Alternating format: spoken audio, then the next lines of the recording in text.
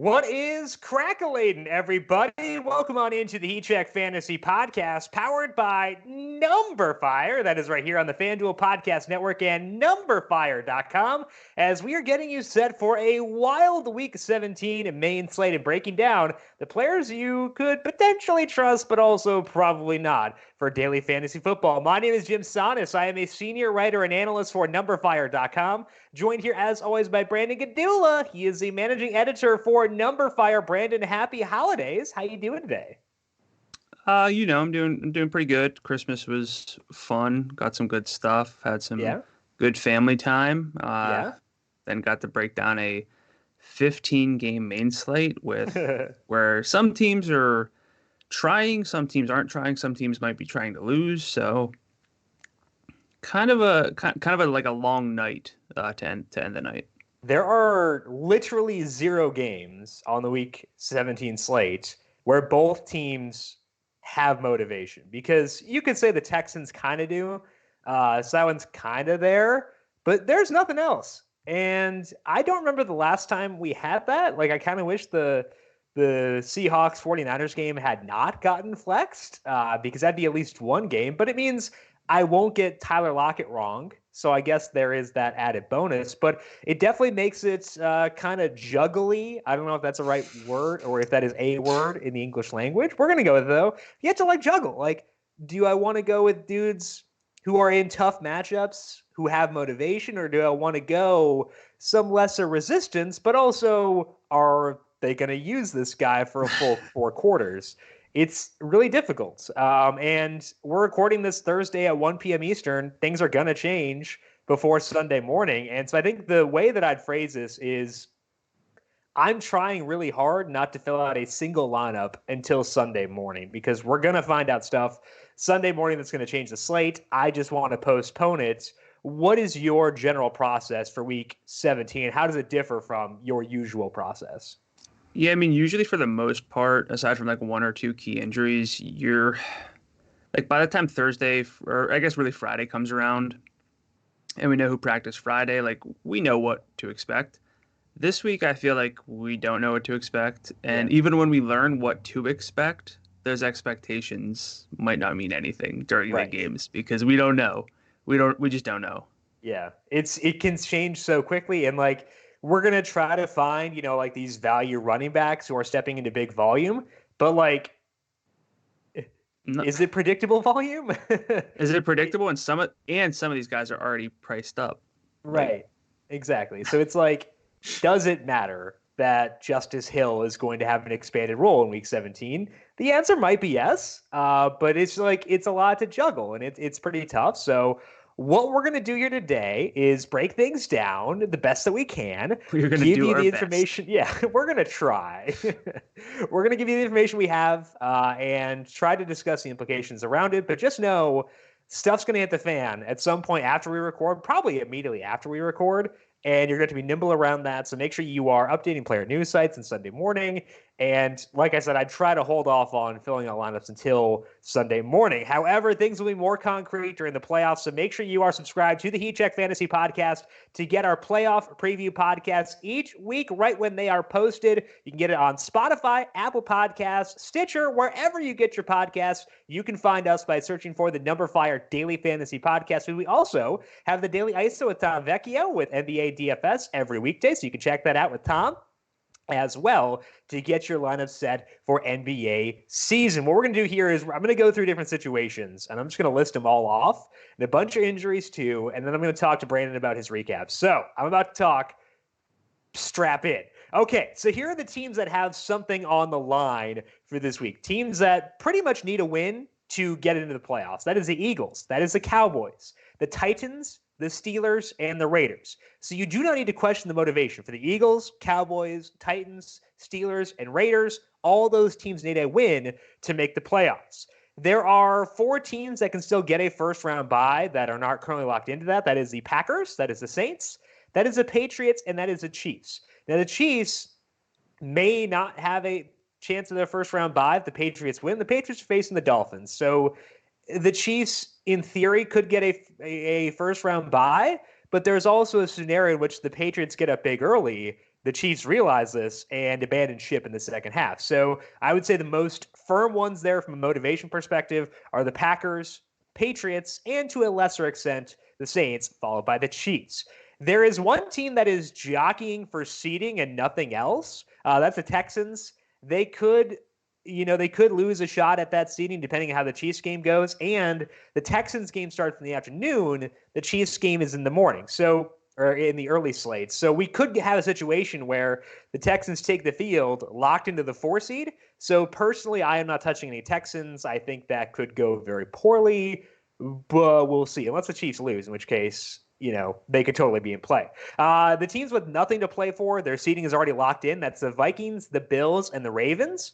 The Bills have already said they're potentially not going to play their starters for the entire game. That is worth noting. The Ravens, for sure, are resting Lamar Jackson. They're resting Mark Ingram. They're resting Marshall Yanda. So some pretty important pieces on the offensive side, which means that Robert Griffin III will start. We should see Gus Edwards and Justice Hill with expanded roles. We'll see if that means anything. Teams who have already said they may rest some starters, I guess Sean McVay alluded to it. He did not say they would rest starters. It was very vague. I was looking through the beat reporters and couldn't find specific quotes saying he would rest them. I don't know for sure the Rams will, but we probably will have a better idea of that on Sunday morning. So the Rams are red flagged as being a team that is potentially kind of scary. They're still 4.5-point favorites at the FanDuel Sportsbook. So that has shifted from like a 7.5-point open, but it hasn't totally shifted as of yet. All right, injury news here for Week 17. James Conner did not practice on Wednesday. They have already ruled out their center, Marquise Pouncey. Conner sounds very doubtful. I would not bet he plays. The Chiefs put Spencer Ware on injured reserve. That is impactful for Damian Williams. Let's talk about him in the trend section. Jamaal Williams did not practice Wednesday. That would be a major, major upgrade for Aaron Jones if Jamaal Williams cannot go, but only one practice data there, so we honestly don't know if he's going to play. Hello, Week 17. Mark Andrews did not practice Wednesday for the Ravens. No reason to play him. They didn't say he would sit, but I'd be shocked if he played a full complement of snaps, and I'd be thinking a similar thing for Hollywood Brown there too. Darrell Henderson did not practice Wednesday for the Rams. Jalen Ramsey will not play this week, and again, there's a chance they could rest guys like Jared Goff and Todd Gurley. The Rams are going to be tough, I would say. Kyler Murray in that same game was limited in practice on Wednesday due to a hamstring injury. If he cannot go, it'd be Brett Hundley. Oh boy.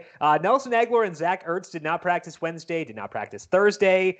But Jordan Howard is supposed to be cleared for contact on Thursday. Could potentially downgrade Miles Sanders. But Doug Peterson said on Thursday that Sanders and Boston Scott will still get the work while Howard gets back into game shape. And it does at least make Sanders more risky at $7,400, but I'm willing to use him still personally. Derrick Henry able to practice in full on Wednesday for the first time since Week 12, so sounds like he is fully ready for a must-win game there. Dalvin Cook was limited Wednesday, not expected to play. Alexander Mattison was limited, but seems to have a shot at suiting up because he is less essential than Dalvin Cook. So probably no Dalvin Cook. We could see Alexander Mattison. And we could see Mike Boone. We could see Mike Boone more than we saw him on Monday night because it wouldn't take a whole lot. The Texans will play without Will Fuller for sure. Deshaun Watson and DeAndre Hopkins were on the injury report, meaning they may be more inclined to sit those guys if they can't move out of the 4 seed. If the Chiefs lose, though, the Texans could move up to the 3 seed and face potentially the Steelers instead of the Bills.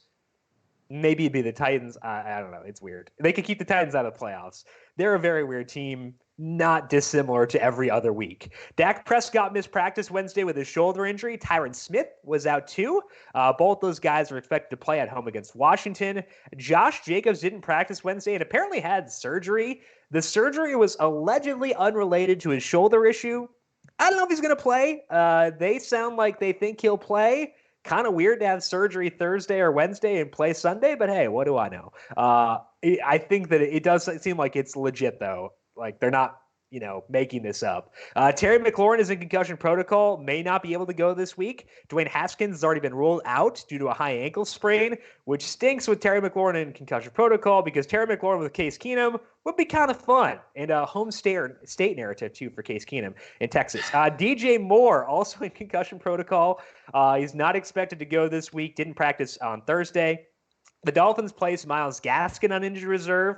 They signed Samaje Perine to the active roster. And then finally, Quentin Nelson of the Colts is in the concussion protocol, and I don't like using Colts anyway. I would be far less inclined to use them if their best player, Quentin Nelson, could not go at guard.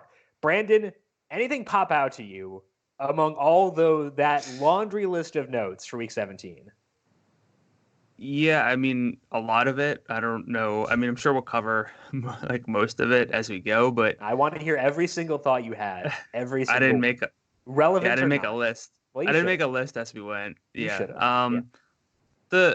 I don't know. For example, like the Texans look like a team that should be in play, but really, if you take a look, like you said, they could just be locked up into the 4 seed and not care. Deshaun Watson's already been, I mean, he's been pretty bad without Will Fuller. So, like, that's just one more offense where you're like, I don't even know if it's worth rolling the dice. I mean, I'm sure it is, like, in a few tournament lineups. And I'm going to have some Deshaun and DeAndre Hopkins stacks just in case. But, well, the good thing is, too, the good thing is that they're on the late slate, and the late slate is voluminous. So if the Chiefs win and they're locked into the 4 seed, you can bail if you want. So that helps. Yeah. I mean, I think I wish I had something actionable, but like, man, this is just tough. Yeah, I don't know. I think that as far as like really impactful injuries to monitor, the Jamaal Williams one to me kind of stands out as like number one. Because if he can't go, we both agree that Aaron Jones is not a cash game play. If Jamaal Williams can't go, Aaron Jones is the cash game play, right? Yeah, and I was thinking the same thing. So Jamaal, rest up, get ready for the playoffs, give us some Aaron Jones for Week 17. But yeah, I mean, even with all these injuries, like we may not be able to trust the Rams. Sure. And even we're not even getting like Robert Griffin at minimum salary. So like, right, all these injuries don't necessarily mean everything. So RG3 is still like $3,000 underpriced though. He's 7,000. He should be at least 10K. Let's talk about the Ravens. I didn't know you were an RG3 guy. Oh man. Thankfully RG3 came out the year before I started doing my quarterback stuff for Number Fire. Yeah. If I had been doing it at that time, there'd be a lot of really bad archive stuff of beautiful things I would have said about RG3 and be like, oh my gosh, he's the best prospect ever, blah, blah, blah. Instead, it's all Marcus Mariota where my bad stuff is up. But it would have included RG3 as well. So I love him. I don't know if I love him for the slate because, like you said, he's not minimum salary. He's 7,000, and it's like a couple $100 extra to get up to guys who actually are playing in meaningful games. Yeah. Like if it were RG3 with Marshall Yanda, Marquise Brown, and Mark Andrews, even against the Steelers, I'd do that. I think that he's not totally off the map because rushing is very valuable, and I would expect that he runs a bit. But my desire to use him goes down a lot with all those dudes resting. Yeah, I mean, Pittsburgh has reason to play. Right. So, and they have they're top 4 in both adjusted rushing and passing defense according to Number Fire's metrics. Yeah. So I mean, we have all these injuries, all these openings, but you can't even load up on the Ravens backfield. Like, right. Yeah, because there's going to be Gus Edwards and Justice Hill, and they're both priced up a bit. So I think that the way I would view this is Gus Edwards is Soni Michele and Justice Hill is James White, except they're facing the Steelers and on an offense that's not at full strength.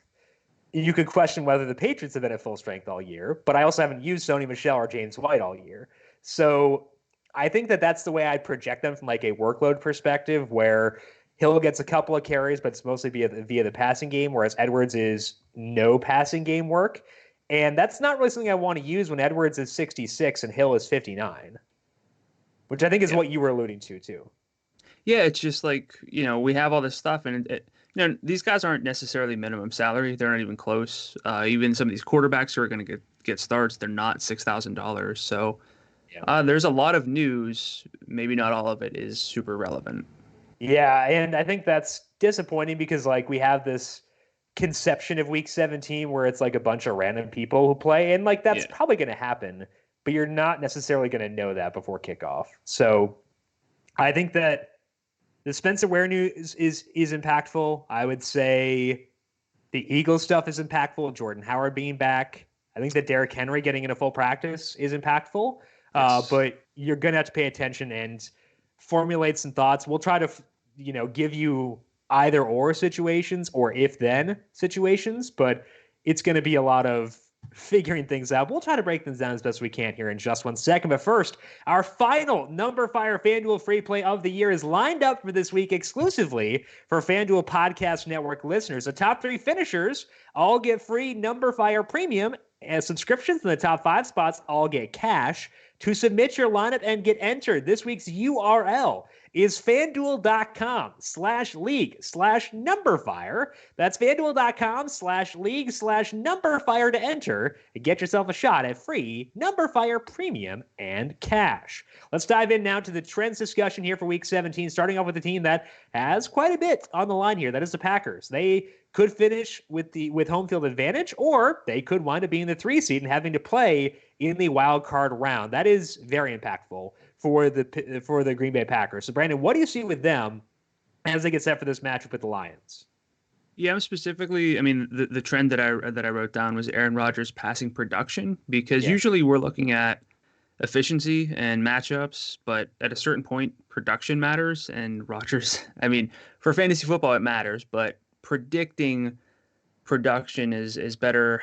We're better suited looking at things like efficiency than just the yardage. But I mean, Rodgers, $8,300, you would think would be one of the better quarterback plays in the slate, and he very much still is. But he has surpassed 14.42 FanDuel points and 6 of his past 7 games. He has 1 or 0 passing touchdowns in those 6 games. He's averaging just 193 yards on 33 attempts in those games. The ceiling just hasn't really been there. The floor has been pretty low for Rodgers as well. I mean, despite that, Davante Adams is still good regardless. He has double-digit targets in 7 of his past 8 games. He has 29 targets the past 2 weeks for a combined 219 receiving yards. He has 35% of the targets over the past 7 games, which is amazing. He's at 11.1 targets per game in that span. So it's an elite workload. He's definitely worth the salary to me against the Lions, who are only 31st in target success rate allowed to receivers since week 9. Nobody else on the team in this larger sample has better than a 13.6% target share. Then we get to Aaron Jones, who's actually been kind of a key reason for Rodgers and just not throwing touchdowns. He has 5 rushing touchdowns over the past 3 games, 6 in the past 7. He's cleared 17.1 FanDuel points in 3 straight games. The Lions are a decent rush defense. They're about mid-level since week 9, but heavy home favorite, and we're looking at this Packers offense as a team with something to play for. Jamaal Williams could be out, so I want to go to Davante Adams and possibly Aaron Rodgers, but it might only be Aaron Jones. I don't know what I don't know what the go-to roster construction is going to be yet. But I don't know if it's spending up for receivers, despite, liking Davante Adams a lot. So are you trusting the Packers and Aaron Rodgers, or is it going to be just more of an Aaron Jones game? What are you thinking here? Well, if there's no Jamaal Williams, it's all Aaron Jones everywhere, and I would have a ton of him. Because in the games that Jamaal has missed, he averages or has played 30%, less than 30% of the snaps. He's averaging 30.3 adjusted opportunities per game, which is stupid. So I'd love him if Jamaal sits. Jamaal plays, he's still a tournament play, but like kind of a fringy guy, just kind of like okay from a tournament perspective there. But with Aaron Rodgers, like the production matters. And like part of the reason that the yardage hasn't been there is that they've been up on a lot of these teams, but I'd also expect them to be up again on Sunday. So I don't expect that to change. The limiting factor here is not something I expect to suddenly skew the other direction. So I think I agree with you where Rodgers isn't really someone I am, trying to use all that often. So I think that I'm okay not going there. I think that Davante Adams is an option at $8,400, but I agree with you where I want to spend up at running back more often. I think the one guy who is interesting is Alan Lazard, because each of the past 2 games, so not the past 4, smaller sample, but his snap rate's been above 75% in both those games, and he had 9 targets on Monday against the Vikings, and 3 of those were deep. He didn't do a lot with that volume, but he's $5,400 playing indoors. If Darius Slay, I think that Devontae Adams is great, and I'm going to use him despite the matchup. But if Darius Slay forces 1 or 2 extra targets to go away from Devontae Adams, those could go to Alan Lazard. He's $5,400. So I think that Lazard is the cheap way to get access to this team. Is he a cash game play? No. But I think that we saw him produce earlier this year on very little volume, and now I expect that volume to be better given his snap rates. I think that if I want to go cheap, I'm going to go Alan Lazard. But I agree with your overall sentiment that it's really just Aaron Jones we can feel good about, and we can feel great about him if there's no Jamaal Williams. Yeah, I mean, it's been so weird looking through Aaron Rodgers' game log and seeing no 250 yard, not even 300 yards, but no 250 yard games over the past 7.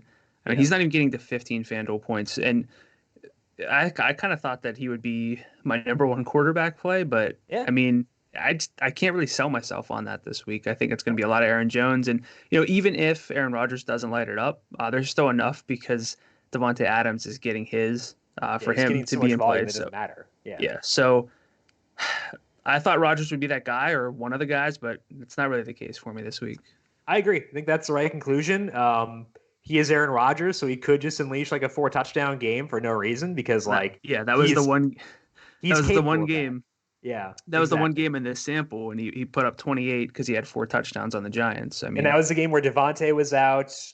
Geronimo Allison and Marquez Valdez-Scantling were like super questionable. Of course, I think he hates predictability. I respect it, but I also hate it. Let's move on to my first trend here and talk about another team that has a lot on the line here because the Cowboys, they need a win. They need to win in order to force the Eagles to need a win. Both those games are happening in the late slate, so the Cowboys are going to be kicking off with their playoff chances still alive. And I think if you look at the high-end running backs, super high-end, there are 3 I feel pretty good about. I'm going to jump over Alvin Kamara and Aaron Jones, but go to the upper echelon. You got Zeke, you got Derrick Henry, and Christian McCaffrey. And I may not get to all those guys, so I need to prioritize them. And I think as of right now, Zeke may top that list for me because of the passing game involvement he has gotten recently. If you look at the first 10 games this year, Zeke was averaging 19.4 carries and 3.6 targets per game. If you do carries plus 2x targets for adjusted opportunities, because a carry or a target is worth twice as much as a carry on FanDuel, that is 26.6 adjusted opportunities per game. It's decent, but it's also about 10 short of what McCaffrey has been doing recently. But over the past 5 games, we've seen Zeke average 6 targets per game. That's up about 40% from where it was previously. And as a result, his adjusted opportunities per game is up to 29.8 per game in the sample, which is a pretty elite number, at least if you're looking at, the guys who aren't Christian McCaffrey, because he is kind of a cyborg. Zeke has scored 11.9 FanDuel points in every single one of those games. That 11.9 came last week with no touchdowns. He's averaging 11 or 19.1 FanDuel points per game in that sample, even though he has failed to score in 3 of those 5 games. Look at this week. The Cowboys are 11-point favorites. They're at home. They're facing Washington, who just got obliterated by Saquon Barkley. They ranked 26th against the rush. So I think that Zeke, unless we get Jamaal Williams out, Zeke may be my favorite running back for both cash games and tournaments. I do like the passing game. Dak Prescott, again, did not practice Wednesday, but, watching him in that game, their issues were not entirely because of him. The receivers dropped a lot of passes, and they tend to play a lot better at home. So I think that Dak's fine, but I want Zeke more. Brandon, how are you viewing this team, starting with Zeke and then talking about the pass catchers? Yeah, it's more of an Ezekiel Elliott week for me this week. Like you said, we're on the same page there, and it's mostly just to do with Dak Prescott's injury. They probably don't have to use Dak a lot, which is concerning because the passing volume's already been pretty spread out between Amari Cooper, Michael Gallup, even Jason Witten, Randall Cobb. So if you're looking for like the high floor, high ceiling running back play of the week for a reasonable price, I think it's Elliott, number 1. Aaron Jones obviously would be in that conversation, like you said, if there's no Jamaal Williams. But I really do think that right now, Elliott's the number one. I'm going to lock him into pretty much every lineup. So if we have him and Aaron Jones, that's a huge help. But Elliott, my number one for the week. Yeah, I agree. What about the passing game? Are you going to avoid them entirely or just very little? I still think I'm going to use them. I have actually Michael Gallup is one of my loves this week I think that's because a very good pick. he's priced well enough at $6,500. He actually leads the team in 8 post-bye games. In target share, he has the best downfield work. I know part of that has to do with Amari Cooper just drawing tougher matchups, but for the price, for the must-win situation, I think Michael Gallup's in play. I don't really know how much I'll get to Amari Cooper because he's $7,500. It's kind of pricey for someone with a 20% target share, but I do like Gallup, all things considered. Yeah, I think I can get to Amari, and I want to at least prioritize him at times because he goes nuts when he plays indoors. And even after this injury, he had 85 yards against Buffalo on Thanksgiving, 83 yards against Chicago. And that game was on the road. So I think that a huge, Amari game is within his range of outcomes still. So I want to make sure I have Amari Cooper. Yeah. Like I need to make sure I have some of him. But I think that you're right in that Gallup is the bigger priority there. And above everyone is Zeke. What about Dak? I think that I'm going to treat Dak similar to Amari, where if I'm filling out like a good number of lineups, I need to make sure I have Dak in some of them. Because like watching that game last week, I thought he looked fine. He wasn't, himself, but I thought he looked fine. He's at home, great matchup, must-win game. I would still have some Dak. He's not going to be – if I have one tournament lineup, Dak will not be in there. I don't think any of the Cowboys passing game guys will be outside of Zeke unless you count him there. But I want to have some Dak if I'm multi-entering. What about for you?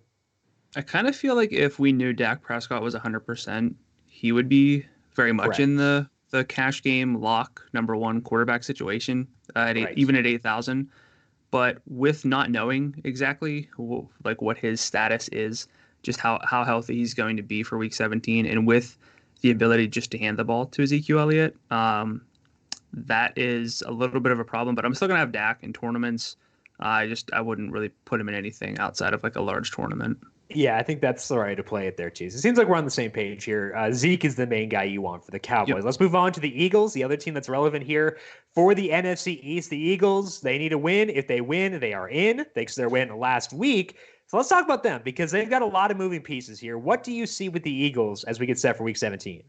Yeah, trying to figure out like the Eagles' offense is a little tricky over like tricky the past is generous. Yeah, over the past few weeks. But I mean, despite no Lane Johnson last week, who wouldn't have practiced Wednesday if the team practiced, according to the estimated practice report, Carson Wentz had his best week in terms of passing net expected points per dropback since Week 4.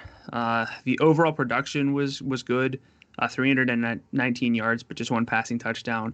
He also ran 6 times for 22 yards. He has a little bit of rushing in his profile, not a ton, but he's now played above the NFL average in per dropback efficiency 4 straight games. In those games, he's averaged 305 yards and 2.3 touchdowns. 2 of those came without Johnson, so that helps. The Giants just 28th in adjusted pass defense based on number fires metrics. And if you look at Carson Wentz in matchups with bottom 8 pass defenses, he's averaged 284 yards and 2.3 touchdowns, which works for me. The problem is just more health concerns for his weapons. He could get Jordan Howard back. I don't know if that's necessarily a good thing overall for DFS, but Zach Ertz, Nelson Aguilar apparently also would not have practiced yesterday on Wednesday had there been a practice. If Ertz plays, he should lead the team in targets, trying to adjust for their injuries basically without Alshon Jeffrey. We have a 4-game sample in recent weeks to look at. In that sample, Zach Ertz leads the team with 25% of the targets, which is over 10 per game. Dallas Goedert is at 18%, which is about 8 per game. Greg Ward, who's only $5,600, is at 17% as well. So I do think that, if we have Zach Ertz, he's very much in play. If we do not, Dallas Goedert should see a lot of work. Greg Ward should see his target floor elevated again. So I do think that, some of these guys are in play because the prices are nice. The backfield is kind of its own thing. because Miles Sanders would be priced very well if Jordan Howard's not relevant. He's played at least 71% of the snaps in 5 of his past 6 games. The report is that they'll use a hot hand approach, which I don't know if that means that Miles Sanders has the hot hand and like he's going to be the featured back still, or if it's literally, starting the first drive, whoever's running the ball better will be getting all the work. So I don't know. And there are slight concerns about health with this team, but I think in a weird way the Giants are probably playing well enough to keep it close. So I think that's an overall positive. So how are you viewing the Eagles this week? Yeah, I think I read the quote as they're going to continue to ride the hot hand, which implied they were going to continue to use Miles Sanders. So I would say that he's still in play for tournaments. I think that for cash games, you kind of don't need to because he's pretty close to Alvin Kamara, who is not that much more expensive. He's right by Jones. He's not that far away from Zeke. So, for cash games, I'm okay. But for tournaments, I still want some Miles Sanders. The problem with Zach Ertz is that I can guarantee you how this goes. It's going to be he will get in a limited practice Friday. He will be listed as questionable, and we're not going to find out until after lock. The Eagles have been listing Jordan Howard as questionable for a decade, and he didn't play any of those games. Is Zach Ertz is not questionable? I will eat the hat that is currently on your head. I will do that for you because that's going to happen. I know it just based on the way they've done their injury reports this year. So he's going to be questionable. I'm annoyed by that preemptively. I think that even with that being the case, Goddard is an option at 64 because Ertz played almost all the game last week and Goddard still got 12 targets as easily as most this year. Yeah. Did you know you can throw the ball to multiple tight ends in the same game? You can use 2 tight ends. Fact check that, bro. Fact check that. I don't think that's true. But I think that even if he does play, it's okay. Greg Ward, $5,600. If Ertz doesn't go, Ward's not going to bust off a long play. Again, he's Cole Beasley, but $5,600 for Cole Beasley on an offense with the Giants. Yeah, on an offense that cares. Right. We have Jameson Crowder at that price, but yeah, that's also a pretty fair comp. I wouldn't use D.D. Westbrook, but that's because he has Gardner Minshew, and Carson Wentz is a lot better than Gardner Minshew. But that's kind of the realm you're talking about. Thinking about it from an archetype perspective, Greg Ward could get 9 to 11 targets if Ertz is limited. So for $5,600, sure, I think that's fine. I'd probably prefer him over Alan Lazard, who I talked up before. I think that Ward's kind of in that same discussion. There are some other cheap wide receivers. We'll talk about John Ross, I think, in my player picks. He's 52. Don't mind him. So there are other guys with upside here, but from a kind of safe perspective with an okay ceiling, Greg Ward is there. So I think if I had to rank these guys for tournaments, I might go Sanders 1 still, even with Jordan Howard likely playing. I think I still like him the most. I'd probably go Ward 2 because he's so cheap, and then Goddard 3. I don't think I will use Ertz even if he plays, unless he is a full practice Friday and we get clearance. Oh, he's fine and dandy. Broken ribs? What broken ribs? Unless we get that, I'm probably not going to use him. What about Carson Wentz? Despite all of it, the injuries here, would you consider him as your main quarterback? I have to consider him. I don't think he will not be my main quarterback. I can guarantee you that because he's been fine, but it's it's kind of you look at the Eagles and you're they win, they're in, but you can't trust a single one of them really. Yeah, I can. Yeah, full on trust. Yeah, no, you're right. I don't know. Rather than Wentz, I'd rather Wentz to me is, in my mind, definitively below Ryan Tannehill, and Tannehill is $200 more. So I can't say Carson Wentz would be in the consideration for my top quarterback. Yeah, I'm with you there.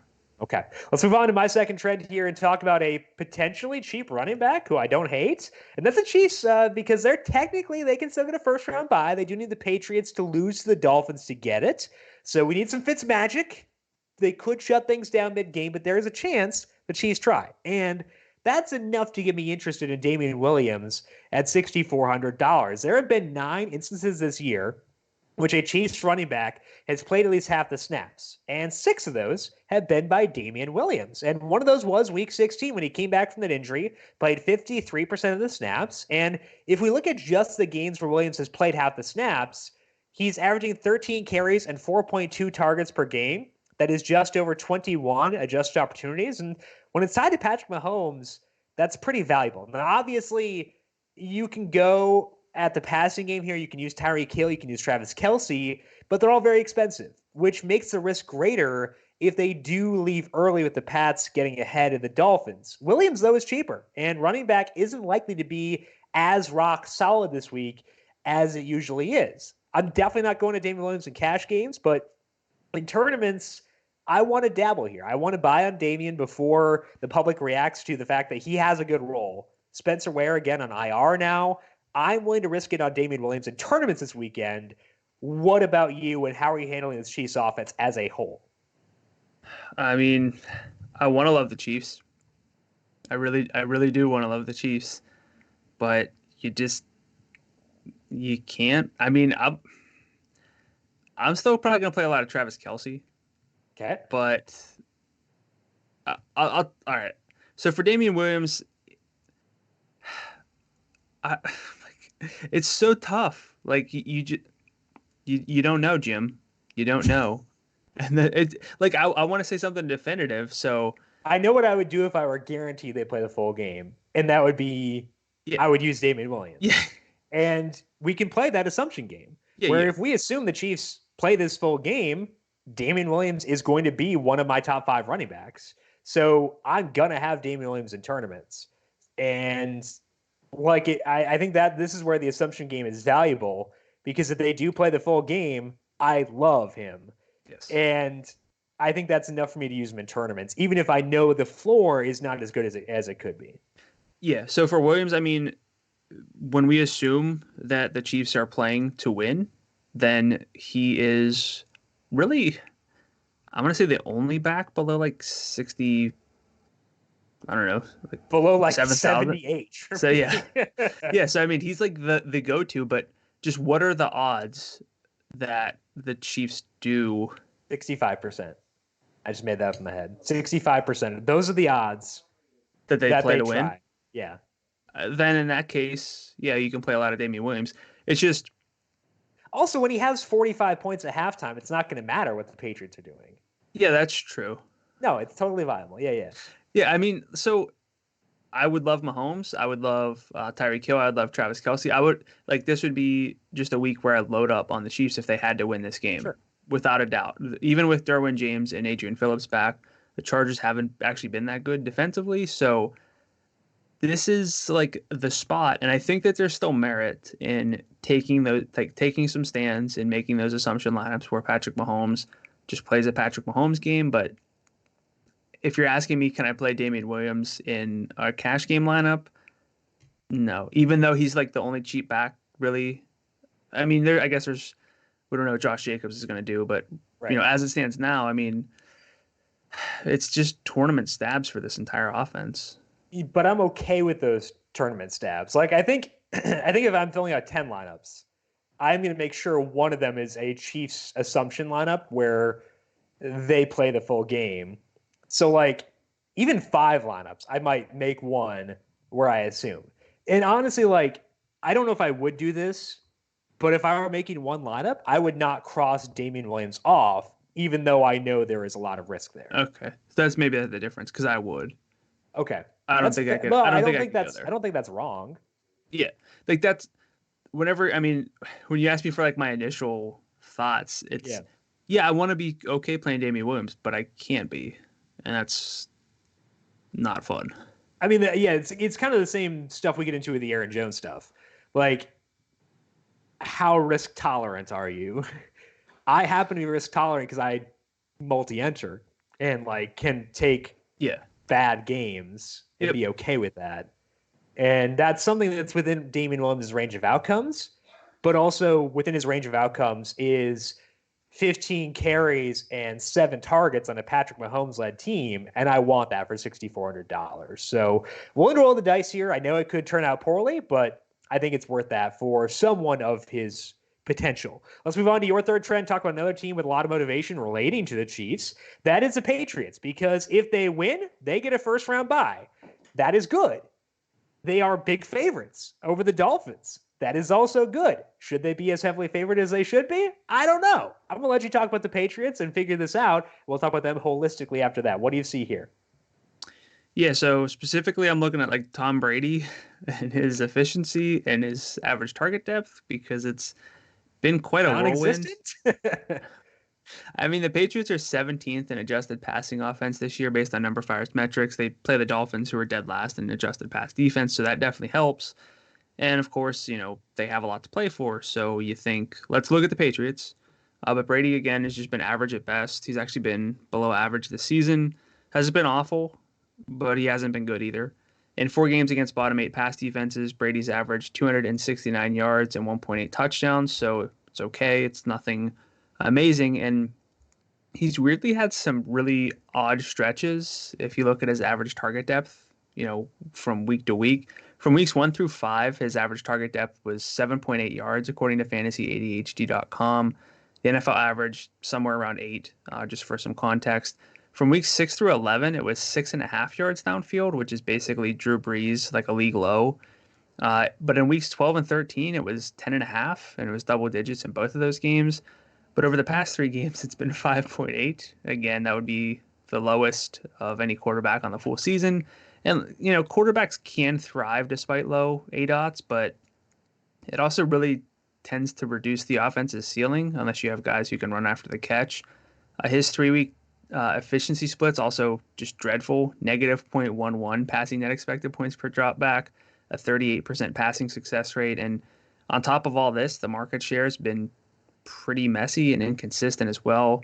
Over these 3 games with Mohamed Sanu snaps back up, the lead target getter, of course, is Julian Edelman, 24%. He's $7,500 this week. I think he does make sense for cash game lineups this week if you have that much money for a wide receiver.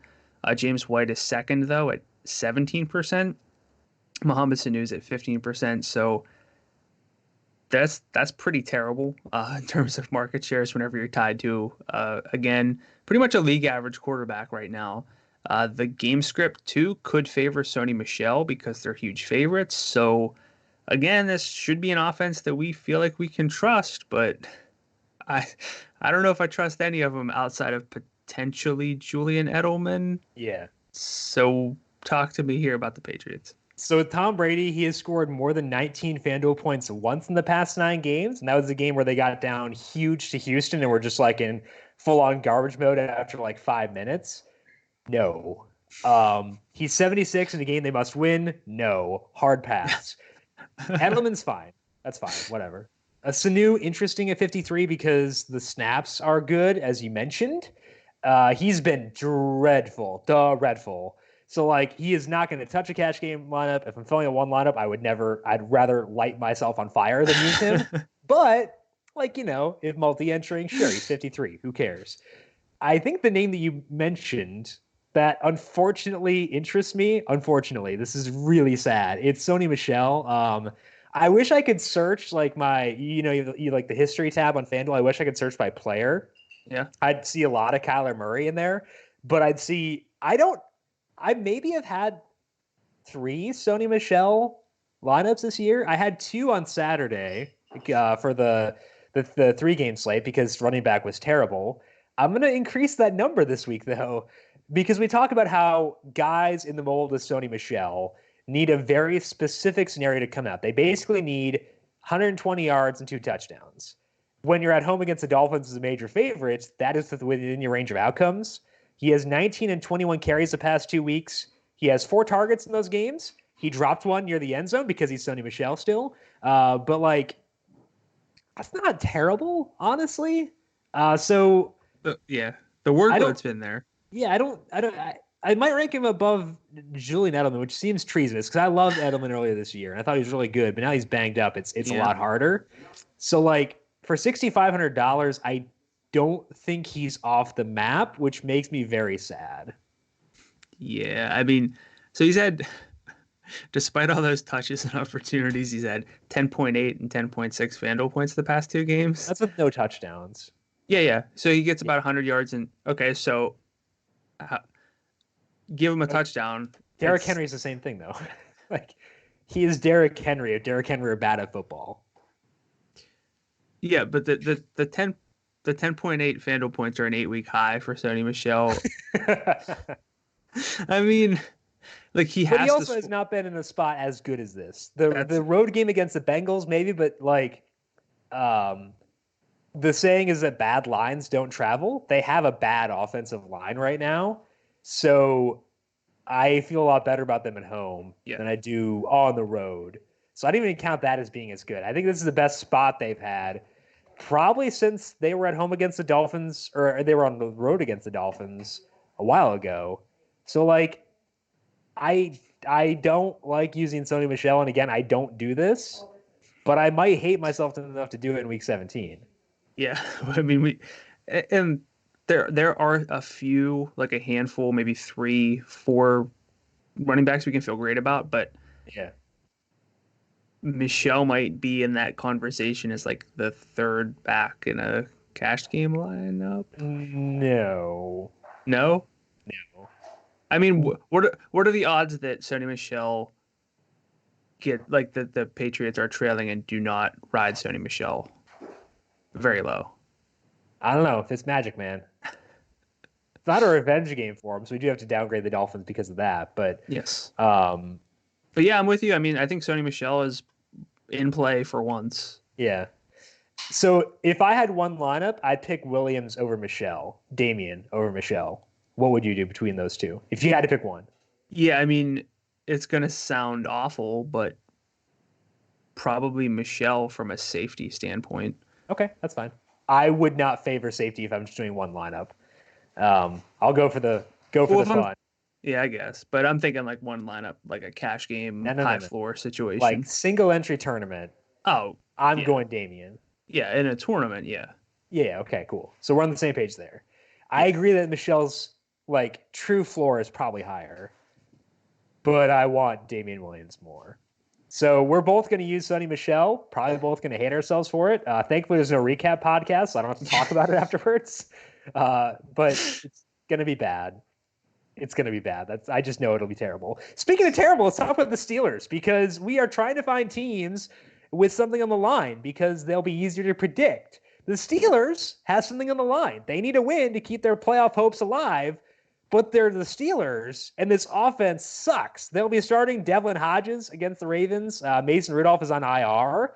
The offense has been anemic with Devlin Hodges. I think that's being generous. He's 38th in passing and expected points per dropback out of 42 quarterbacks with at least 100 dropbacks. He is one spot behind Mason Rudolph, for whom he got benched last week. And they also get super conservative when Devlin Hodges is out there. If you look at their early down pass rate in the first half, which is basically what they can do before they get to third down and what they do before a game script gets out of hand, they pass 36% of the time on early downs in the first half in the games that Hodges has started. That's according to Sharp Football Stats. That would rank dead last by 4 percentage points if it were their full season mark. The Ravens are the only other team below 48%, so 12 percentage points behind everyone except for the Ravens. That could lead us to the backs, but James Conner is banged up. He's also been bad this year. He may not go. Marquise Pouncey is out, and they've used a committee behind James Conner. Maybe you like Kareth White. I don't. So the backs are out of play for me. And with the low pass rate, it's hard to love any of the pass catchers. Now, Juju Smith-Schuster came back. He had 4 targets last week. One of those targets was deep, but Deontay Johnson and James Washington still led the way. So we could have 3 guys who could lead the team in targets, and the odds that the offense hangs a big number out there are super low. So I know I should want to go here and covet the situation where it's a must-win game, but I really don't want to use any Steelers. So, Brandon, can you talk me into anybody on this team? Basically, our trends outside of like Ezekiel Elliott have been, here are these teams with something Here's on the line. why I hate this team. Like, these are the teams with reasons to play hard. And here's why I hate them. But you can't use any of them. Yeah, I mean, so can I talk you into anybody? Probably you talk not. yourself into them, I guess. No. Yeah. I mean, I would think James Washington would be the best bet just because of his downfield work. it would make sense that like they feature Juju Smith-Schuster, but they probably won't based on what we've seen from them for most of the year, and especially last week. We don't know if Juju's 100%, probably isn't, but at $5,900 against backups, it's a little bit intriguing because we know what his talent is. Yeah. But it would take me a good number of lineups to get to the point where I'm putting Juju Smith-Schuster on my teams. Yeah, going back to the James Washington point, last week with Hodges and with Smith-Schuster playing, he had 8 targets. James Washington did 3 of those were deep, and that's encouraging. And he's had some good games, but the problem is that whenever we felt good about James Washington, it's been Deontay Johnson. Whenever we felt good about Deontay Johnson, it's been James Washington. So it's unpredictable. I think the odds that any of these guys pop a 20-point game are very low. And even for a cheap wide receiver, that's what you need. So I'd rather go John Ross. I'd rather go Alan Lazard. I'd rather go a lot of other guys. Like, I think that James Washington is probably the most interesting one. Yeah. But like, it's He's really the cheapest. hard. Yeah, he is. But like, he's the same salary as Greg Ward, and I know that Greg Ward is actually gonna play. Yeah. So, he has a quarterback who has some semblance of talent. So like, I don't know. I just, it's really hard. I hate this entire team. I'll put it this way. I won't play Deontay Johnson. I would consider some James Washington just because of the price and the downfield work. He did have 129 air yards last week. Johnson had 60. He was second. Juju had 48. I think Juju's still like a kind of bet on talent dice roll, but sure. I really am not going to go there. And I have in my game notes, and I just need to remind myself, the payoff here, probably minimal at best. So like you said, the odds that one of these guys really pops off, very low. So probably just not going here either. And this is so like if you get 15 points, if you get 15 points out of James Washington, you're like running around the living room jacked up. Like, if that's the high end outcome, sweet. Our producer Cal mentioned that on YouTube, someone asked about Jalen Samuels, and I think it's a fair question because like at times this year we've seen Jalen Samuels get really good passing down work, and that's very valuable. I don't want to go there though because they split up the early down work so much. Last week it was Kareth White, I think that's his name, Kareth. Good name, I like it. And then Benny Snell got some too. So he's kind of like Tariq Cohen, except with less yardage upside, and I don't use Tariq Cohen. So I think it's a good question to ask about him, but I'm not personally inclined to go there. Just want to check with you. Are you on the same page there? Yeah, so I think he's, $5,300. I have not looked because I don't care. So, like... I mean, he played the majority of snaps last week, but like the thing is, we like running backs who get receiving work, sure, but we need that to be coupled with the majority of the rushing, which Samuels doesn't have. Right. So it's a good question to ask.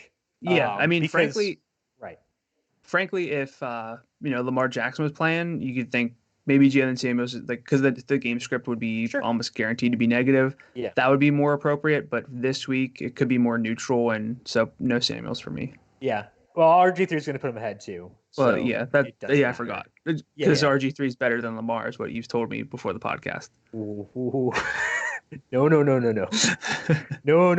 I refuse to be tied to that. No. This isn't even a slack take. I've never actually had that one because occasionally I have very bad slack takes. That's not one of them, and I want to make that clear. Yeah. I do like RG3 though. I do like RG3, but I think the backfield here is dust. So if I had to pick one, I'd go Washington. I don't know. Same. Okay. FanDuel is partnered with the NBA to make this year's World Fantasy Basketball Championship the biggest and most exciting fantasy event ever. Just win a WFBBC Live Final Qualifier contest to claim a guaranteed share of $2.5 million in prizes and stamp your ticket to Los Angeles in March. For more details, visit FanDuel.com or download the FanDuel app today. Eligibility restrictions apply. I was out there last year. Got to hang out with Dikembe Mutombo. He was golfing. He has very large golf clubs. For those of you who are curious, he was fun. It should be a lot of fun in LA once again this year. Let's take a look at what the bookmakers are saying for Week 17. After the Patriots, the Saints have the second highest implied total on the slate at 29.75 points. They are 13-point road favorites against the Panthers. So where does Alvin Kamara grade out for you among the other kind of spendy running backs? And are you cool running any Saints back, running it back with any Panthers players?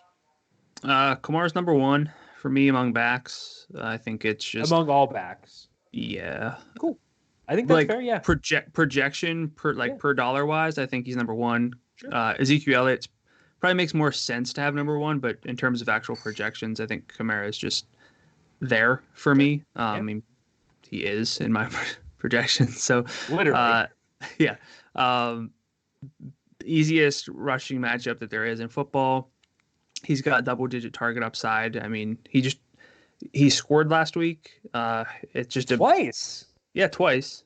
Yeah. So I got like tweets about Alvin Kamara because I've been tilting about him forever because I've lost a lot of money on him, but I did not lose money this week. Yes. So Kamara is probably number one. I mean, one or two basically. He and Elliott. So Elliott, and Aaron Jones could be a very nice trio if we don't have Jamaal Williams. As far as running it. So I want to hold on to that quick. I like if we get no Jamaal Williams, I think I would try to fit those three in all in the same lineup as often as I could with Zeke, Aaron Jones, Alvin Kamara. If I had to rank them, assuming there's no Jamaal Williams, I might still go Zeke 1 personally above Kamara because he's at home in a really good matchup. I'd probably put Jones 2 because of the touchdown equity in that offense. And then I go Kamara 3. But it's very, very, very tight. And I don't disagree with you putting Kamara first. I think that's totally okay. Yeah, I mean, it would be pretty close, all things considered. And you mentioned touchdown equity. It's weird that the main running back doesn't have a lot of touchdown equity on a team that's their implied team totals. Taysom Hill's their main running back. What do you mean? Yeah. Yeah, but I think, again, Kamara, Jones, Elliott would be a pretty dynamite and awesome. Pretty much locked in. Agreed. Cash game trio. As far as running it back goes, I think you can really only do McCaffrey at 11,000. He is 67 yards away from 1,000 on the year, 216 from the all-time scrimmage record. Will Grier was just too bad last week to kind of go with anybody else. Yeah. No, he was good last year. He was terrible against good opponents. No, he had good numbers against good opponents. He played 3 top 50 S&P plus pass defenses in his entire senior year. Decided to skip their bowl game despite that. 'Cause it's like, I don't want to face a good team. Thanks, Will. He bothers me a lot. I think McCaffrey is a very good option to run it back with. A McCaffrey-Kamara stack is very intriguing to me. But that's something I would be very okay with. Curtis Samuel, if DJ Moore can't play, probably would see a lot of Marshawn Lattimore. And like Samuel had 5 targets last week, even DJ Moore leaving almost right away. So I agree, it's probably just Christian McCaffrey. Unless there are some Jarius Wright truthers out there. Chris Hogan stands. Yeah, I mean, Grier threw a lot last week. McCaffrey had 15 targets. Nobody else had more than 5. Yeah. Like, they're blatantly just chasing records, which is fine. You have nothing else to play for. Why not? But, like, it just means no one else is in play. So I agree Kamara is very good. I'd put him third among those top guys, but I think it's very close. I don't disagree with you putting him first. I think that's fine. Michael Thomas, I like him individually. The problem is that I'm going to be spending him at running back a lot. So in the lines where I use Damian Williams, I'm going to try to get to Michael Thomas pretty often there. But it's kind of dependent on me using Williams. So or Sony. Or both. Let's do that. Why not? Nah. Yeah. Unless we get like some major value running back, then I could maybe get there more often. I mean, DeAndre Washington has a legitimate shot. Like if Josh Jacobs just doesn't play, he's $6,300. Oh yeah, that'd be fine. So okay, fair. Yeah. Rest up, Josh. Yeah. So yeah, I think that if we get something to open up from a value perspective, I'll get to more Michael Thomas, and I'd like to because he's it's an awesome position. Do you think they'll try to get him 160 catches for the year, 10 per game? That'd be pretty nuts. So he's at 146. 140. Right? It's either 140. The record 145. He broke the record with 145. I don't know how many he got after that though. No, the record was 143, I think. But either way, he's, Okay. 15 catches or so. He could he could do 15 that. catches like a half for him. So I don't think I wouldn't build around that, I guess, No, personally. you can't. Yeah.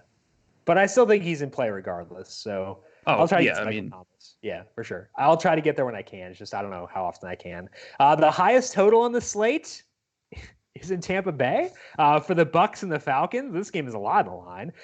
Totals of 48 points, though that has come down from an open of 50 according to OddsFire. The spread is just 1 point, so it does set up as a potential shootout. Is this a game you are looking to stack with literally nothing on the line, outside of maybe Dan Quinn's job? I do core plays, secondary plays, and tournament only plays in my game notes each week. I don't really have any core plays here because I can't trust anybody. Sure. I have a lot of secondary plays, so it could be stackable. It's really just one of those assumption games where if you assume it goes a certain way, if you assume it goes over, we pretty much know where the ball's going. So, I mean, Julio Jones has been getting peppered with targets. I think Austin Hooper's in play for the Bucks. Jameis Winston still in play, trying to lead the league in passing. OJ Howard's only $5,500. Brashad Perriman, I know I was low on the recap podcast. We don't really have the value that I thought we would, and Yeah. I still think he's overpriced for this slate. So he's just stacks only. So I'm really just kind of game stacking this one for tournaments. Nobody's would even be near the consideration for a cash game. So for DFS, I don't consider interceptions because it's 1 point. Who cares? But Jameis Winston throwing 4 picks is taking a touchdown pass off the board, which is wild. And he could fumble too because he's Jameis. So when you take away the efficiency of Chris Godwin and Mike Evans and add in increased interception odds, I kind of think he deserves a downgrade. I don't think he's a bad play, but he's not really someone I want to use. And I'll use the Falcons defense against him because he's Jameis. I think that Justin Watson is intriguing at $6,100. I like OJ Howard a lot, actually, at $5,500. If I have one lineup, he might be my tight end in that one lineup. I have troubles with the Falcons because I love Devontae Freeman, and I love the work he's gotten, but the matchup from a rushing perspective is very difficult. He doesn't really get his points via rushing yardage. He mostly gets it from the half PPR for a reception, his receiving yardage. So I think that he's still in play at 67, but it's not really a spot where I really want to use him. I like Austin Hooper. The Bucks are really good. The Bucks are really good against receiving backs. Yeah, McCaffrey struggled against them too. They're first in target success rate allowed to backs over the past 8 weeks. Yeah, so I probably just shouldn't include him. I've got enough running backs that I can just scoot him out. Julio's fine. I liked Russell Gage last week. His snapper went down to 50%, so I'm off that completely. I used him an okay amount last week. I will not use him this week. Austin Hooper's okay at 6,000. I'm very wishy-washy. So it sounds like we're kind of on the same page where it's there's some guys here who are in play. I think my favorite play in this game is OJ Howard. And if I have an OJ Howard lineup, I am okay plugging Julio in there. It's just kind of hard to stack. And Justin Watson, Julio is fine too, or Justin Watson, Hooper. But the combinations are not that voluminous, I guess. No, I think it's a pretty easy game to stack, frankly. I don't think I would go with Watson. So it'd probably be either Julio and Hooper or Howard and Perriman for me. Yeah. So mini stacks I think are pretty easy. Perriman's price, again, not really where I want it to be. But, it's probably not going to be one of those games where random guys are going off. Ishmael Hyman guaranteed to have 6 touchdowns now. That's how it goes. Gonna be great. That's something I would say. What? Yeah, I know. Usually you're the one who jinxes it. But Ishmael Hyman, after he scores his 3rd touchdown, tweet at me. The Texans have questionable motivation this week because they could be locked into the 4 seed before kickoff. And because of that, the Titans are 3.5-point road favorites here. The problem is that they actually opened at 5.5, and that's come down 2 points according to OddsFire. Derrick Henry seems to be fully healthy. The Titans have all the motivation in the world. So what's your favorite route for exposure to the Titans in this game? Tannehill, probably one of the best quarterback plays in the slate, $7,900. He's been good. He's top 10 in per drop back passing net expected points, scores a boatload of fantasy points, doesn't throw a lot, and that's a little bit problematic.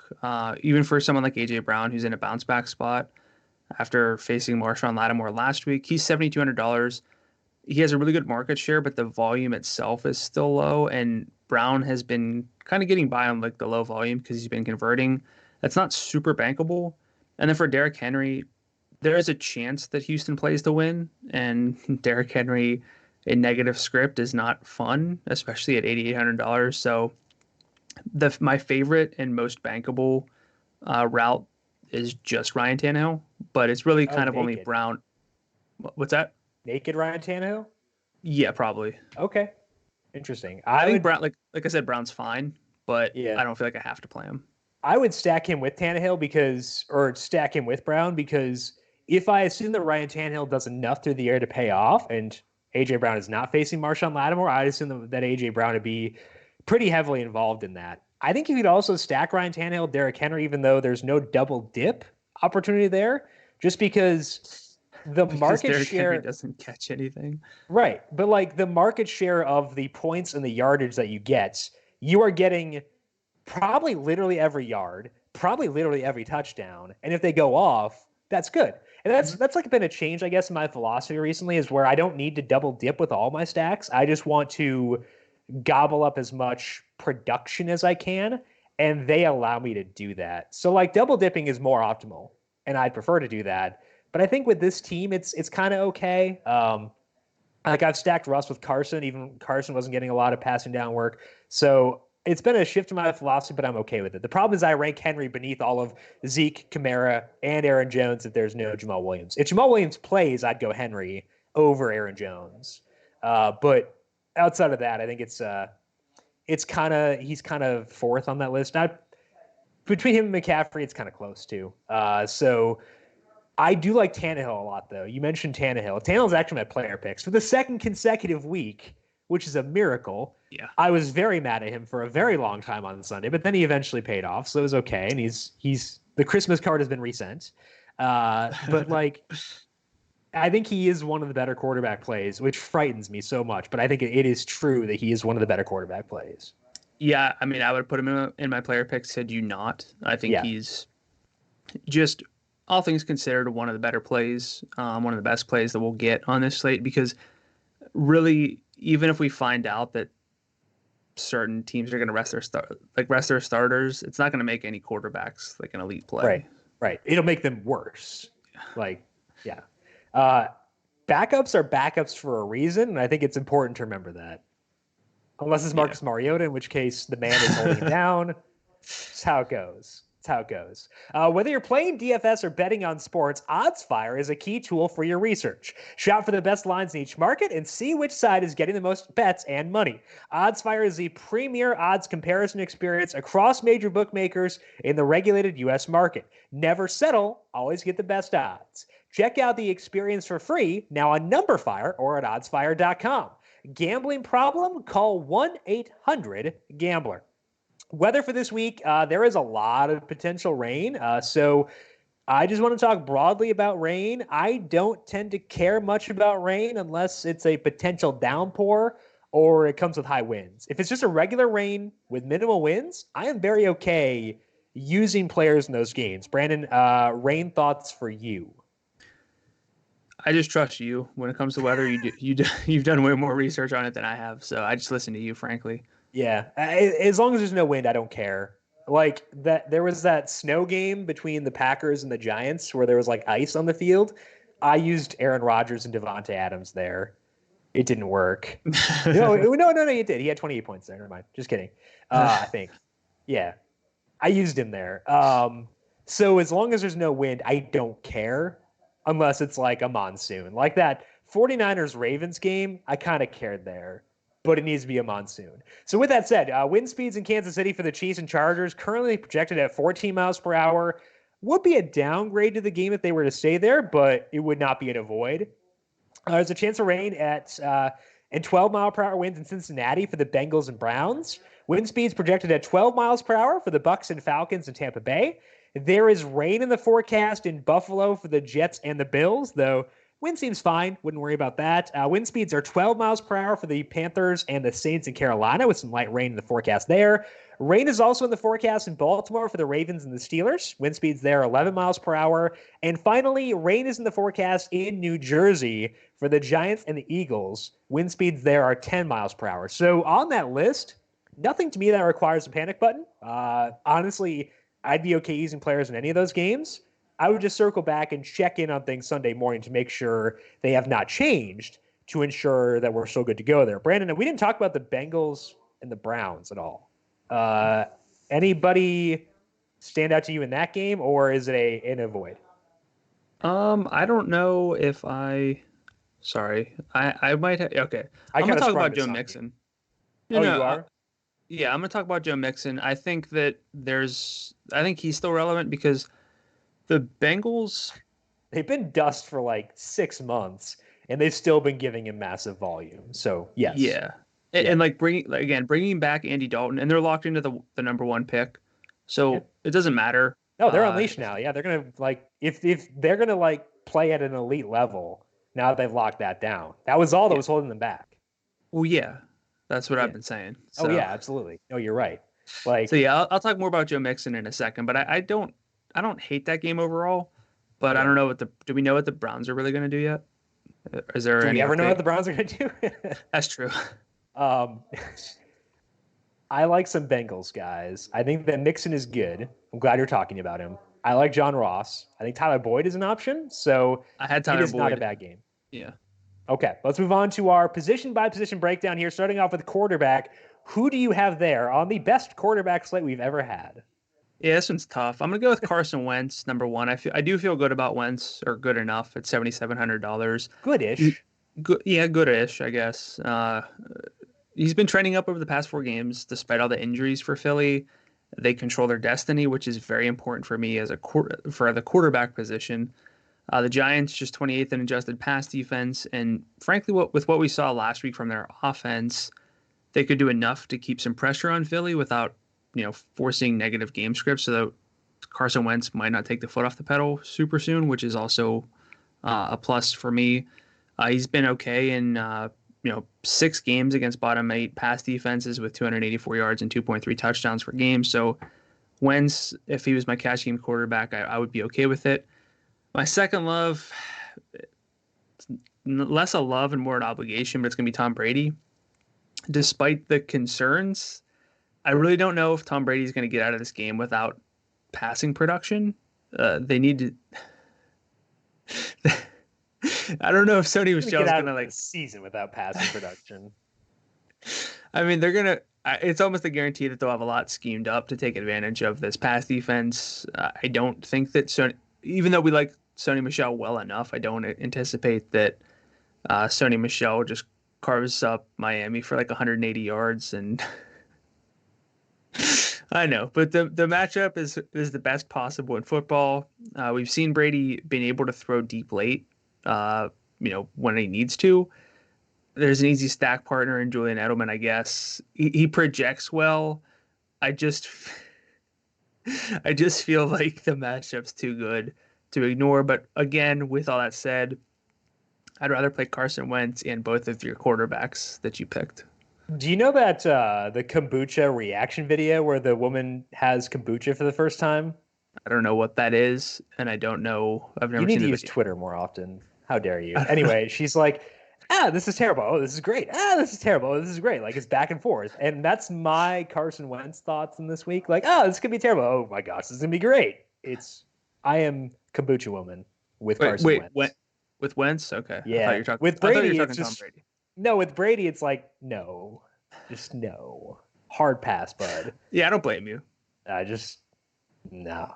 Nah. Instead, I'll use a guy with an injured shoulder. It's Dak Prescott. He is my first love. It's a must-win game at home. The shoulder is banged up. But, again, I think you can put some value in watching games and watching Dak last week. He put some throws in the money. Receivers couldn't hang on. He's facing Washington. They just allowed a blow-up game to the Giants. Case Keenum going to keep this game close again because he played college football in Texas. So narrative, good. Dak, okay. But I think that Ryan Tannehill might be my preferred quarterback. Again, he's in my loss for 2 weeks in a row. Hellas frozen over. It's awesome. He gets Derrick Henry back this week, which should boost the projected efficiency for Ryan Tannehill. The Texans might not be able to move up in the standings depending on what the Chiefs do. So they could rest some defensive guys, but the Titans will be going all out. And I think that makes me like Tannehill at $7,900. I think he might be my favorite quarterback of the slate. It's tough to decide though, but I think I'm with you. So. All right, let's move to running back. Who do you have there? I'm just going to go with Christian McCaffrey. He's hard to get to, but he's not impossible to get to at $11,000. It's clear that he's chasing records. The team's willing to kind of get him that. Again, 67 yards from 1,000 receiving yards on the year, 216 yards from breaking the all-time scrimmage yard record, 136 from getting into second place. They've not reduced his workload, so he's very much in play, despite the price and the low implied total. He could get those 216 yards and no touchdowns. I don't know. I still think that McCaffrey is not a priority play, but for tournaments, I think the upside is still pretty massive, despite the offense. My second love, I'm going to jump down and just say Jim's three are my top three, really. I think that they're the three to get this week, but I still think that Miles Sanders makes sense at $7,400. It depends a little bit on if Jordan Howard plays, but the path for Miles Sanders is still pretty clear, I think, overall. He's played 71% of the snaps in 5 of 6 games. The only game where he didn't do that was when he left with cramping. He still played 56% there.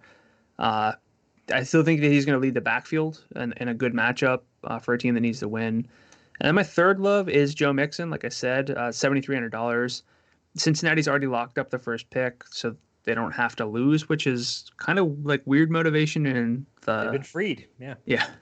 And look, like they brought back Andy Dalton when they didn't have to do that. And they've been. Oh, they did. It's too obvious if they were tanking with Ryan Finley. But so Mixon had 23 opportunities last week, despite the flu.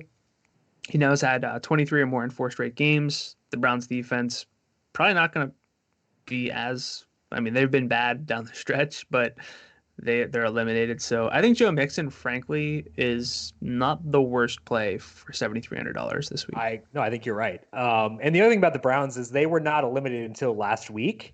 After last week, it's a fresh elimination. And I feel like if you're ever going to drop a major dud, it's probably the week after you were eliminated. So I think that I'm going to talk about a Bengal too, but I think that Mixon makes sense. My first love is Zeke. He is at home, big favorite, must-win game. He's had increased passing game usage recently.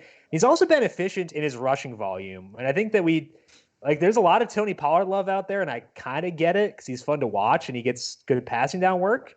But, Zeke's still good. I know it's partly because of the offensive line, but, he's still good. And I think he kind of got in the meme zone. Don't think he should be there. I'm hoping people will be turned off by what happened last week, but I don't think they will. But even without that, he's still awesome. My second one was Aaron Jones, and he is cash game viable if Jamaal Williams can't play. He played 68% of the snaps last week with Williams leaving early. That is his highest snap rate since week 5. He has averaged 18.3 carries and 6.0 targets per game in the games that Williams has played, less than 30% of the snaps, and that's 30.3 adjusted opportunities per game, which is awesome. So I think that Jones is in play for tournaments if Jamaal does play, but he's elite for cash if he does not. So it's a pretty wild swing there for Aaron Jones, depending on the status of Jamaal Williams. And thankfully, they play the 1 o'clock game, so we will know about Jamaal well before lock. My third love is Alvin Kamara because the Saints still have a shot at home field, so they should be pushing pretty hard here. He's facing the league's worst rush defense. If we look at Kamara since their bye week, he has 11 carries per game, 7.9 targets per game. We finally got that big game last week, but I think it makes sense to run it back again. Once again here, $7,900, very palatable. Among the cheaper guys, I would go Damien 1, Michele 2. If Josh Jacobs were to sit, where would DeAndre Washington sit for you, Brandon? Among the cheaper guys, number 1. I don't know. I would still probably try to get to Camara, Elliott, and Aaron Jones, assuming Jamaal Williams is out. But if Jamaal Williams plays and Josh Jacobs does not, I would be fine with... You'd be 3. Elliott, Camara, Dwayne Washington. DeAndre. Yeah. Dwayne Washington, I think, is on the Saints. Yeah. I used him. It was like week 16 or week 17 a couple years ago. I was like checking my phone while I was at the grocery store, and I was like angry that some random dude on the Lions was getting carries. It was terrible. So that name just brings me back to terrible, terrible days. But yeah, there have been Dwayne Washington weeks in my household. Oh yes, not good weeks. They were weeks though. But DeAndre Washington, I'd agree, would be above Williams and above Michele if we were to get no Josh Jacobs. So keep an eye on Josh Jacobs as well. Let's move to wide receiver. Who you got there? I'm gonna go with Julian Edelman still, $7,500. I know he's not 100%, but they really have motivation to win. It's a really soft matchup. The offense almost guaranteed to flow through Julian Edelman so long as he's healthy enough. He's had 24% of the snaps over the past 3 games, which coincides with Mohamed Sanu getting more involved. I love a lot of the expensive receivers, primarily Michael Thomas, Devontae Adams, to a lesser degree Julio Jones. And if I can't get to Edelman, I might put A.J. Brown kind of in that conversation as well at $7,200. My second love was going to be Tyler Boyd, but I just decided against it and went with Michael Gallup instead because his team has something to play for. Again, Gallup leads the Cowboys in target share since the bye. It's just 21%, but he has the best downfield role on the team. He has a good price for a team that needs to win. There are possible pace concerns, but it's a really great overall matchup. My third love, trying to dumpster dive this week at receiver is pretty tough, but Jameson Crowder makes a little bit of sense. He's only $5,600. He has 24% of the targets from Sam Darnold since Darnold returned. He has 35% of the past two games without Demaryius Thomas. I think it's a decent floor for the price, and Buffalo's locked up the 5 seed. Apparently they're going to play their starters some, but probably not the whole game. So and if they sit anyone, they're going to sit Tre'Davious White, which helps Robbie Anderson, but it also helps the Jets move the football, which it means it helps Jameson Crowder too. Yep. So I think the floor's kind of fine. Yeah. And the floor's hard to find for a cheap receiver this week, I think. Yeah. Also, never forget his 17 target game against the Bills in week 1. That was a thing that happened at one point. Le'Veon Bell had 9 targets in that game, which seems wild now too. But hey, here we are. My first love at wide receiver, I'm going all cheap because I recommended a lot of expensive running backs, and I'm probably going to use a lot of cheap receivers. So, hey, why not?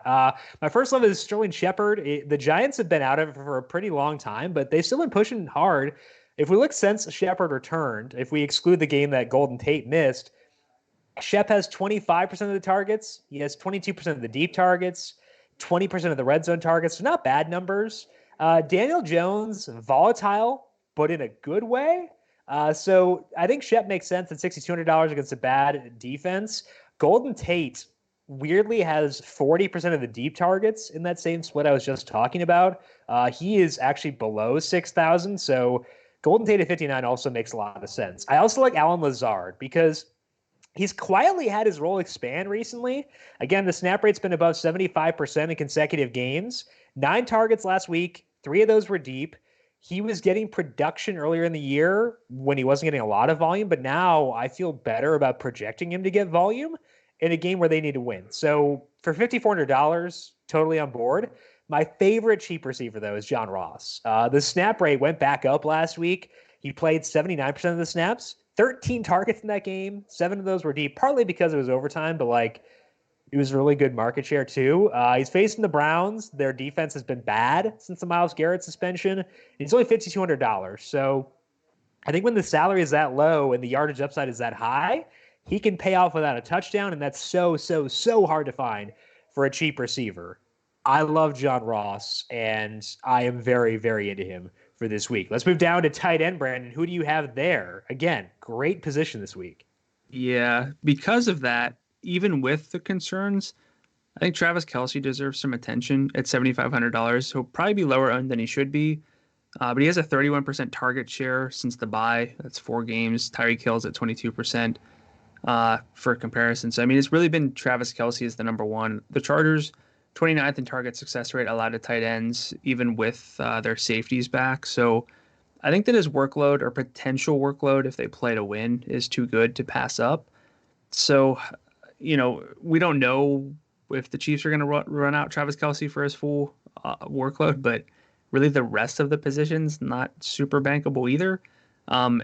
If I have concerns about Kelce, I'd probably go with Dallas Goedert at $6,400 as my other like kind of pricier tight end, but I'm fine with Caden Smith too at $5,300. If you look at the 2 games since their bye with Golden Tate and Daniel Jones, the target shares 25% for Tate, 21% for Shepard, and 19% for Caden Smith. So not bad there. I know it's a 2-game sample, but really it's probably more accurate to look at these kinds of splits. So and the Giants are showing some life. Daniel Jones looks like he has a pulse. So I'm going to try to spend up a little bit at tight end, but frankly, I don't think I have to because there's not a whole lot of safety here anyway. So for $5,300, Caden Smith, I think works. We talked about Caden Smith having like an abysmal 40 time at one point, but like he actually gets downfield targets too. And $5,300, sweet. I think that's fine. My first love is Austin Hooper, not a cash game guy, but because the snap rate went down a bit last week and they could decide to play it safe with him, but he did get 9 targets and 82 yards in that game last week. He has 18% of the targets in the 2 games without Calvin Ridley. So for $6,000 in a potential shootout, sure. I prefer O.J. Howard, though, in that same game. So in the 2 games without Mike Evans, Howard has 17% of the targets. He had 3 deep targets last week, their first game with no Chris Godwin. And even when you look back before Evans and Godwin got hurt, Howard was getting some yardage upside. He got 46 receiving yards in 4 consecutive games, averaging 56.5 in that time. He's facing the Falcons. They're at home. They should be able to move the ball through the air. Jameis should throw a pick 6 or 5 to put them in negative game scripts. So for $5,500, I like O.J. Howard quite a bit. What do you have at defense, Brandon? Cowboys, $3,600 at home. Wait, wow. 36. Unless I saw can't the Jets read. and just did not scroll up any further because I was like, okay, cool, I've got mine. Wow, that's awesome. Cool. Yeah, 3,600. Huge home favorites, need a win. They're just 20th in adjusted defense overall based on number fires metrics. And I mean, Case Keenum's an upgrade over Dwayne Haskins, but potentially no Terry McLaurin. Don't think it's going to matter too much. Yeah. They stack well with Elliott, so. Like, Case Keenum is going to score 40 points, but like Adrian Peterson might fumble enough. Also, I think he's from Texas, so homecoming narrative for him too. But like, he'll probably fumble enough for the Cowboys payoffs despite Case Keenum dropping 40 on him. So, yeah, I think they're still fine despite that. Yeah. I didn't realize they were 36. That's awesome. I admit I scrolled up to the Jets, saw they were 32, and just stopped looking because the Jets are $3,200 are facing a Bills team that has nothing to play for.